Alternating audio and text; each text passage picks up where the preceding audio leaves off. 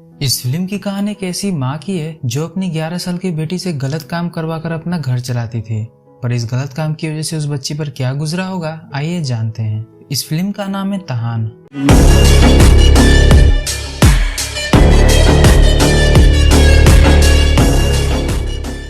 Film की शुरुआत में हम एलिस को देखते हैं जो कि अपने फीमेल क्लाइंट के साथ माहौल को गर्म करने में लगी हुई थी। दोनों के बीच में अगले 3 घंटे तक गर्मा गर्म सीन्स देखने को मिलता है। फिर काम खत्म हो जाने के बाद वो लेडी एलिस के लिए एक लिफाफा छोड़कर वहां से चली जाती है जिसमें ढेर सारे पैसे थे। दरअसल एलिस एस्कॉर्ट सर्विस प्रोवाइड कराया करते थे जिसके बदले में उसे ढेर सारे पैसे मिलते थे। पैसे लेकर वो एक क्लब में पहुंचती है जहां उसके फ्रेंड्स उसी के आने का बड़ी ही बेसब्री से इंतजार कर रहे थे क्योंकि आज पार्टी एलिस देने वाली थी। उसी क्लब में एलिस की नजर एक लड़के पर पड़ती है जो कि उसी की ओर देख रहा था।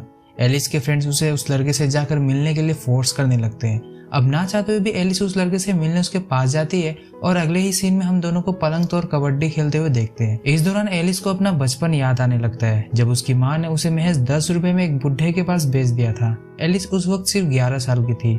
एलिस जिस लड़के को लेकर अपने घर आई थी वो अपना काम खत्म करने के बाद अगली सुबह वहां से चला जाता है। उसके जाते ही एलिस के मोबाइल में एक मैसेज आता है।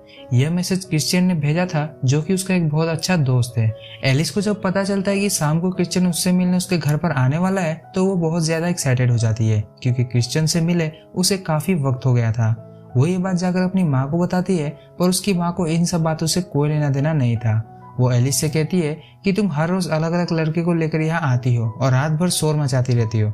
तुम्हारी इस हरकत की वजह से मुझे सोने में बहुत दिक्कत होती है, इसीलिए आगे से शोर शराबा थोड़ा कम किया करो। दरअसल एलिस की माँ जानती थी कि एलिस अपने कमरे में कौन सा बिजनेस चला रही है पर वो एलिस से कुछ नहीं कहती है क्योंकि एलिस उसे दिन का 10,000 रुपया दे दिया करती थी। रात में क्रिश्चियन एलिस के घर आता है। एलिस ने पहले से ही रोमांटिक डिनर वाला माहौल बना रखा था सो क्रिश्चियन आते ही उसे चूमना शुरू कर देता है। एलिस क्रिश्चियन से पूछती है कि आजकल तुम मुझसे मिलने नहीं आते हो, कोई दूसरी मिल गई है क्या? तो क्रिश्चियन कहता है कि नहीं, ऐसी कोई बात नहीं है। मैं दरअसल एक जैपनीज रेस्टोरेंट खोलने वाला हूँ और उसी के चक्कर में थोड़ा फंसा हुआ था। और रही किसी और की बात तो मेरी फेवरेट तो बस तुम ही हो। पर एलिस किसी बात को लेकर उदास बैठी हुई थी। उसका उदास चेहरा देखकर क्रिश्चियन उसे पूछता है कि क्या बात है। एलिस बताती है कि उसकी माँ बीमार है। दरअसल उनकी किडनी की सर्जरी होनी है पर उसके लिए हॉस्पिटल में 4 लाख रुपए लगेंगे। क्रिश्चियन कहता है कि बस इतनी सी बात, तुम टेंशन मत लो, अगले मंडे तक मैं तुम्हारे अकाउंट में पैसे डाल दूंगा। इतना सुनते एलिस का उदास चेहरा किसी फूल की तरह खिल उठता है और दोनों बिना डिनर किए ही एक दूसरे को खाने में लग जाते हैं। एक शाम एलिस मिचेल के साथ एक स्ट्रिप क्लब में जाती है जहां लड़के चड्डी पहने लड़कियों को अपने जलवे दिखा रहे होते हैं।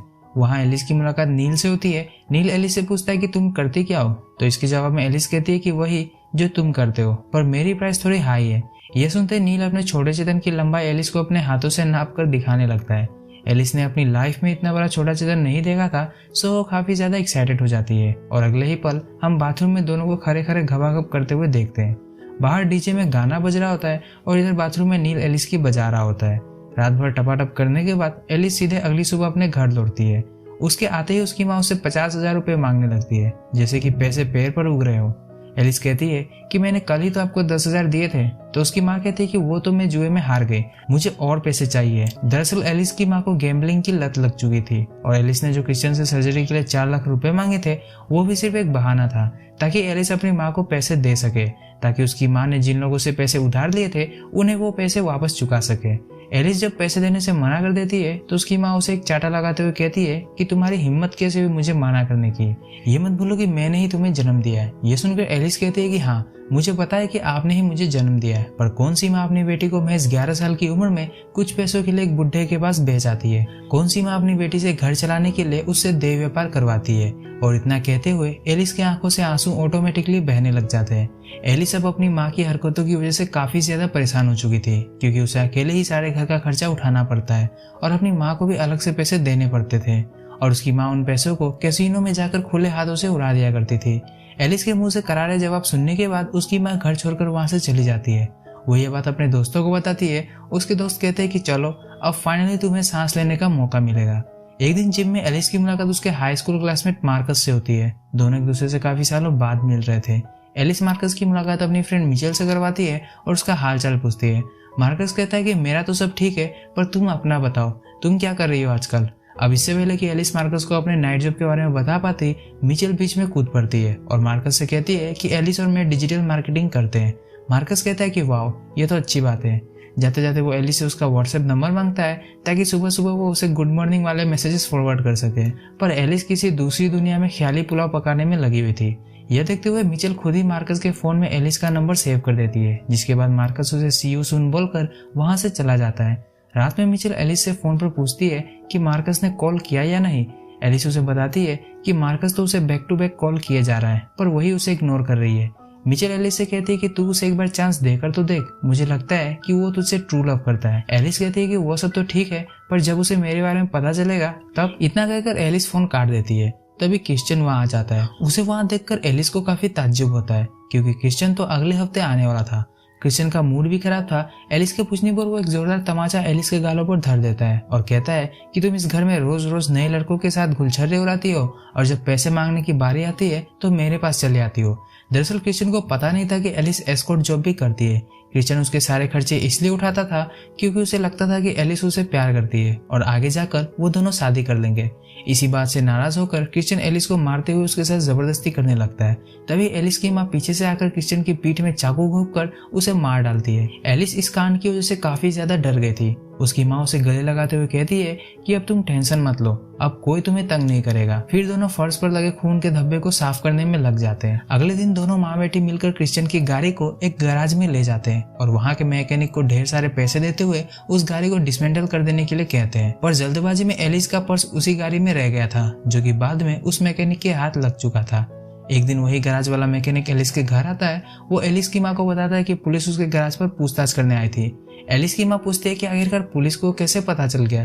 तो वो मैकेनिक कहता है कि मैंने गाड़ी डिसमेंटल तो कर दी थी, पर उससे पहले उस गाड़ी को किसी ने मेरे गैराज में देख लिया था। एलिस की माँ समझ चुकी थी कि मैकेनिक उससे पैसे लेने आया है। वो उससे पूछती है कि तुम्हें कितने पैसे चाहिए, तो मैकेनिक कहता है कि 3 करोड़। यह सुनते ही एलिस की माँ एक गहरी सांस लेती है और चाकू घोंपकर उस मैकेनिक का काम तमाम कर डालती है। एलिस ने भी ये सब देख लिया था, पर उसके मुंह से एक आवाज तक नहीं निकलती है। एक दिन अपना मन हल्का करने के लिए एलिस मार्कस से मिलने एक कैफे में जाती है। मार्कस एक इंट्रोवर्ट होने के कारण एलिस से अपनी नजरें नहीं मिला पा रहा था, पर एलिस को उसके साथ वक्त बिताकर बहुत अच्छा फील होता है। मार्कस एलिस को उसके घर ड्रॉप करने जाता है और जाने से पहले एलिस को किस करने की कोशिश करता है, पर एलिस उसे मना कर देती है। मार्कस भी अपना मुंह लटकाते हुए साइड हो जाता है, पर एलिस उसे कहती है कि हम अगली बार जरूर करेंगे। एलिस की माँ उन दोनों को एक साथ देख लेती है। वो एलिस से मार्कस के बारे में पूछती है तो एलिस कहती है कि वो तो बस एक क्लाइंट है। एलिस अपनी माँ से कहती है कि वो ये एस्कॉर्टिंग का काम और नहीं करना चाहती है, बल्कि इसकी जगह वो डिजिटल मार्केटिंग में अपना करियर बनाना चाहती है। उसकी माँ कहती है कि तुम डिजिटल मार्केटिंग करके जितना 1 साल में कमाओगी उतना तो तुम एस्कॉर्टिंग करके सिर्फ 1 हफ्ते में कमा लेती हो। सो अपना दिमाग चलाना बंद करो और जैसा चल रहा है वैसा चलने दो।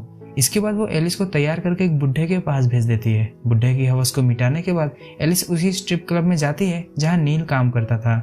वहां से वो दोनों एलिस के घर जाते हैं और रात भर ठुकम ठुकाई करते हैं। सुबह जब एलिस की नींद खुलती है तब वो चौंक जाती है क्योंकि उसके सामने नील की लाश पड़ी हुई थी, जिसे ऑफ कोर्स उसकी माँ ने ही मारा था।